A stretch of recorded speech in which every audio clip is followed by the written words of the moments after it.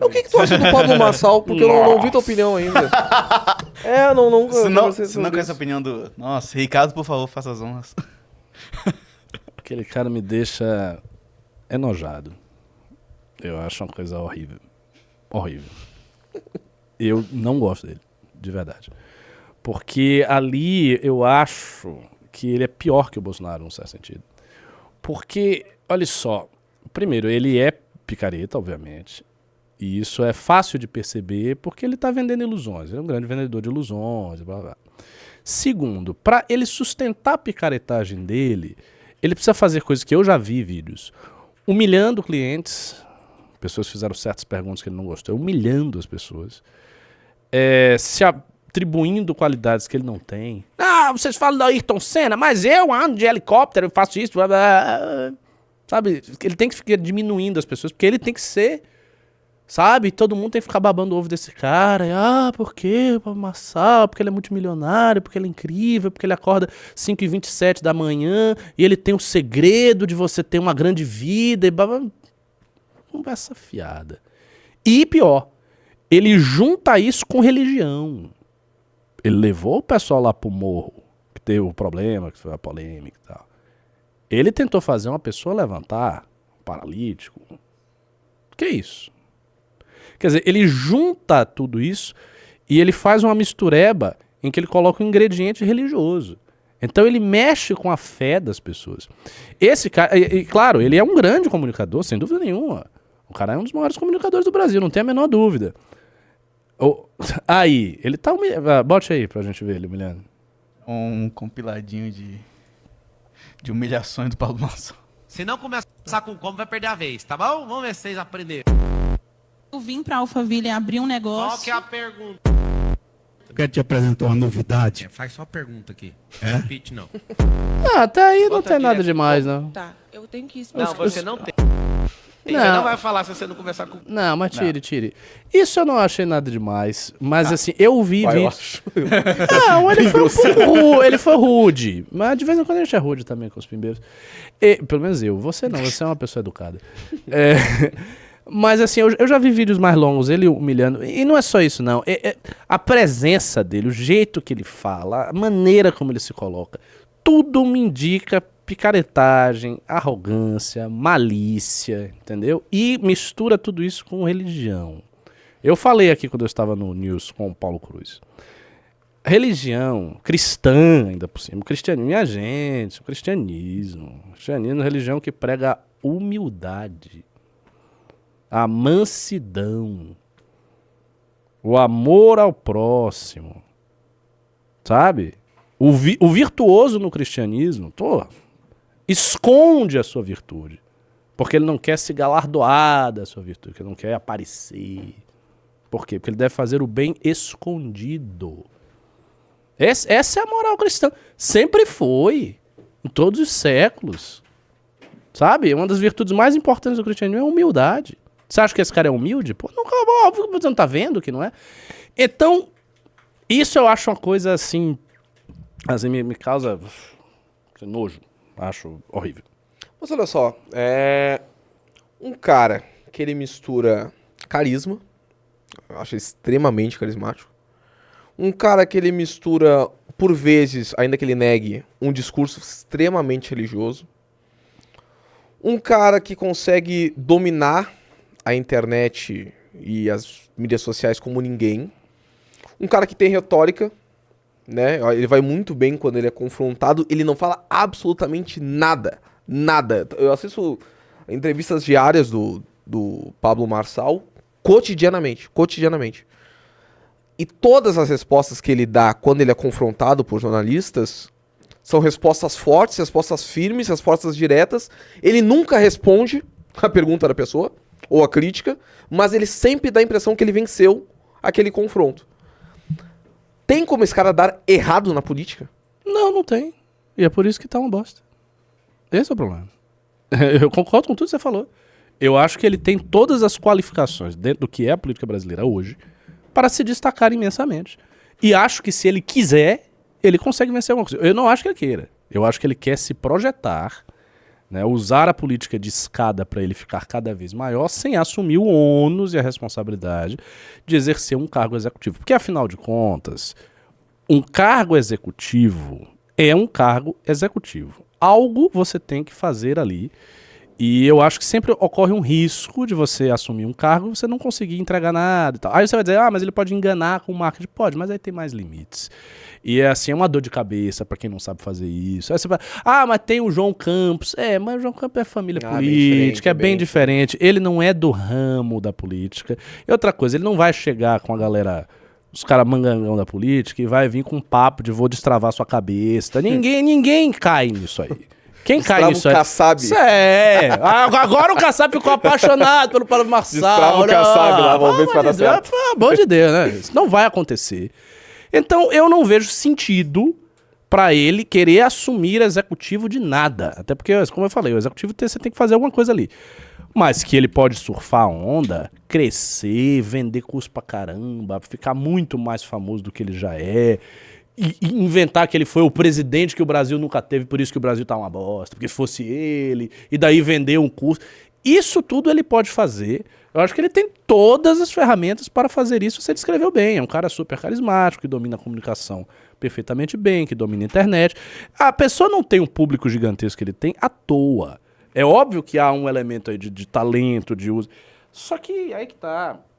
Isso, não é isso que faz o estadista. Não é isso que faz o estadista. Sabe? Não é. Outro dia você citou, você disse, né, que a Angela Merkel foi uma grande estadista. De fato, talvez tenha sido a última das grandes estadistas da Europa. O que ela tinha? Ela era mulher, gorda, velha. Carisma de uma porta, de jeito tipicamente alemão. Ela fez de formação física, curso mais chato não existe. A mulher era tudo o contrário. Tava lá, mas manteve aquilo ali por mais de 10 anos, sucessivamente recolocada no cargo. Tá? Então, o estadista, ele não é isso. Ele é outra coisa. E assim, se a gente não conseguir no Brasil que a população busque esta outra coisa, vai ficar muito complicado, cara. Porque as pessoas vão ficar batendo a cabeça na parede, vão procurar outro Pablo Marçal e outros, e vão ficar nessa. Quer dizer, não vão sair disso aí nunca. Em algum momento não é possível que as pessoas estão vendo a vida delas indo pro buraco. Todo mundo vive mal. E a pessoa insiste. Mas ele fala umas coisas de verdade. Então aí então merece, entendeu? Eu acho que boa parte das desgraças que o Brasil tem, o povo brasileiro merece. Porque eu acho que o povo brasileiro perdeu muito a sua dignidade. Se tornou muito indigno das coisas, sabe? Muito sem vergonha. É um povo que ele é enganado querendo enganar. A simbiose que o brasileiro tem com o malandro não é só da pessoa ingênua pura, não. Há uma malícia também. Há uma malícia muito grande. Por exemplo, as pessoas se identificam com o Bolsonaro e a gente discursou sobre como o Bolsonaro enganou os seus. Mas o bolsonarista também, ele quer ser perverso. Porque ele quer meter o dedo na cara dos outros. Dizer, faz o L aí, se fode aí. Ele quer, não é, ele é bobinho. Não, ele tem um elemento da maldade. Tem um elemento de, eu quero expressar os meus sentimentos ruins. Sabe? Aí tem... Esse tipicamente, né, a gente desenha esses cenários familiares, que é o tiozão bolsonarista e a sobrinha feminista. Ele quer meter o dedo na cara da feminista, ficar esculhambando ela, dizer que ela é vagabunda, enquanto ele trai a mulher. Ele quer ser malvado, entendeu? Não é um santinho, não é. Então eu acho que há uma simbiose do povo brasileiro, da alma do povo brasileiro com essas coisas aí, muito sinistra. E eu acho que é preciso sair daí. E, nesse sentido, algumas igrejas evangélicas, né, denominações grandes, exercem uma influência também negativa. Porque elas falam em nome da religião cristã e elas vendem uma coisa, um tipo de discurso de muito baixo nível espiritual, moral e intelectual. Tem esses pastores picaretas que ficam aí, sabe, continuamente, ok. Aí vocês, mas eles enganam as pessoas. Eles enganam. Mas muitos dos seus fiéis são também pessoas pervertidas. Porque são moralistas de goela, geralmente moralistas mentirosos. Porque querem exercer controle e fiscalização sobre a vida dos outros. O Caio Fábio, um ex-evangélico, nem gosto das posições teológicas que ele tem, mas ele fala do movimento, do quanto existe, sabe, aquele olhar de comadre maliciosa ali dentro da igreja, todo mundo tomando nota da vida de todo mundo para falar mal por trás. Então, há muita maldade envolvida também nesse manto religioso. E isso sem falar dos aspectos mais caricaturais dessa estranha teologia da prosperidade que essas igrejas possuem. Que é a ideia dos caras serem muito ricos, milionários, terem casas enormes, não sei o quê, e ficarem falando de evangelho quando o evangelho todo fala de pobreza, pobreza, pobreza, humildade, humildade, humildade, pobreza, mansidão. Para mim isso está errado, entendeu? E ninguém vai me convencer do contrário. Então eu acho essas coisas todas... Quem foi o segundo que entrou no clube que a gente não viu? Foi o Lucas. Toma do Lucas. Seja Porra, bem-vindo. valeu, hein? Foi o Lucas. Valeu. Seja bem-vindo. Vou levar pra casa 2 revistas. Espetáculo.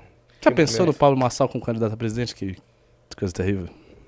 Cara, eu acho que a possibilidade dele levar uma disputa eleitoral é gigantesca. Agora eu vou me Gigantesco. fazer uma outra pergunta. E se o Pablo ele explode e ele quer entrar no Partido Missão? Eu tenho um posicionamento. Eu tenho um posicionamento que eu não gostaria de Balançou falar o coração. sobre Balançou esse o momento. coração. Não Porque gostaria assim, de seria falar um sobre. asset político extraordinariamente poderoso. Não seria. Quantas ideologias existem hoje na direita? Existem o lado bolsonarista e o lado que não é bolsonarista, certo? Sim. Essa é a minha opinião. Eu também concordo. Essa é a minha opinião. Pois é. Agora, Agora, se ele não está no lado bolsonarista, na minha opinião, ele fez uma leitura muito interessante. Para um outsider, não tem ninguém que defenda mais a velha política da nova geração dos MBLers do que eu. E a velha política, tá, pessoal? Não tentem como, é corrupção, não é nada disso. A velha política é justamente não ser ingênuo e ficar endeusando outsiders. Mas, do ponto de vista de comunicação, de marketing político e de leitura do cenário e de interpretação sobre o que estava acontecendo na direita brasileira que o Pablo Marçal fez, é muito interessante. Ao ponto de conseguir tentar implodir o bolsonarismo, que é isso que ele está fazendo na prática, né? Ele não está explodindo o bolsonarismo. Ele viu que o Bolsonaro, aliás, ele segue uma narrativa discursiva de que o Bolsonaro foi alguém que está sendo injustiçado por um centrão, né, que sempre delega a culpa a outra pessoa por sua própria competência. Eu não consigo mexer. Então a culpa é do centrão, a culpa é do sistema, que faz com que o Bolsonaro seja uma vítima ao ponto de ter que apoiar o Ricardo Nunes, e eu sou o legítimo bolsonarista que deve receber o voto e a confiança dos bolsonaristas, mesmo sem o apoio do Bolsonaro. Essa leitura, para um outsider e para alguém que não tem um grande cacique político por trás, é um movimento interessante, assim. É um movimento que eu gostaria de ver como ele vai se destrinchar daqui a pouco. Ali na frente. Eu acho que, eu concordo contigo, se ele quiser concorrer... tu é da ala renatista, que ele concorre, ou tu é da ala renazista, que ele não concorre? eu acho que ele pode concorrer, sim. Eu acho que também, Ricardo. Não, no sentido mais forte. Então eu sou renatista. Renatista. No sentido... eu quero qualificar a tese. Qualifique. Porque a minha ideia não é que ele vai concorrer. Eu não sei, mas eu acho que ele está disposto a concorrer. A depender de... A depender do arranjo político. Pesquisa. Do arranjo político. Se ele conseguir. Se ele conseguir se viabilizar, eu acho que ele concorre sim. Se ele conseguir se viabilizar, eu acho que ele concorre. Mas ele não... Porque eu acho que ele não concorre para ganhar. Eu acho que ele concorre para ficar na campanha aparecendo, crescendo. Eu acho que ele não acha que vai ganhar. Eu acho. Tu acha que não pode acontecer um efeito... Claro, Geraldo Alckmin não tinha máquina, né? Mas na máquina do ponto de vista de tempo de televisão, de recursos, de dinheiro, de despontar, assim, como um outsider pelas redes sociais, conseguir uma projeção ao ponto de ser o grande nome de enfrentamento ao Boulos? Ou tu acha que essa disputa vai ficar mesmo com o Ricardo Nunes? Que vai ficar com o Ricardo. Acho isso muito improvável. Se acontecer, bom, aí não sei o que vai rolar não, viu? Vai que ele ganha. E vai que contra todas as expectativas e contra o meu discurso, ele é um grande prefeito. Não vai saber.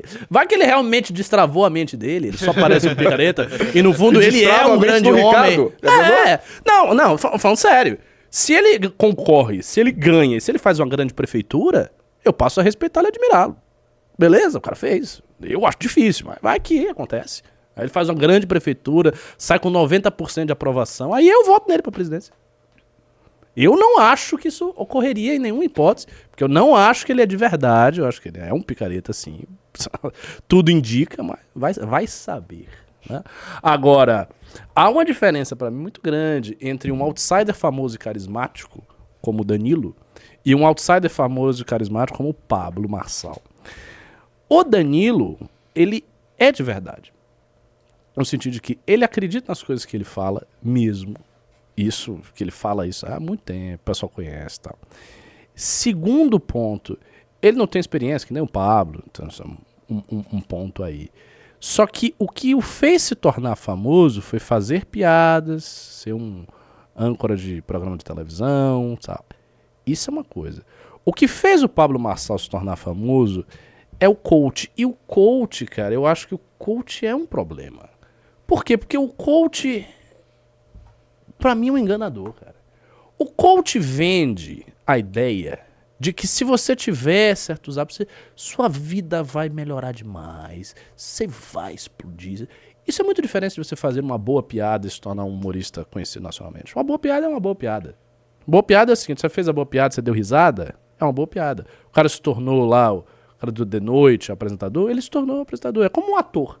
É como, sei lá, um Malvino Salvador, uma Juliana Paz, um ator. O cara é um ator, se tornou famoso porque ele é um ator. Ele tá fazendo ali um trabalho que é visível, as pessoas podem avaliar. O coach não. O coach, pra mim, na própria atividade do coach, ele tem embutido a picaretagem. Porque ele tá vendendo uma coisa e o que ele está fazendo na prática é aplicar técnicas de programação neurolinguística nas pessoas. Todos esses caras sabem programação neurolinguística.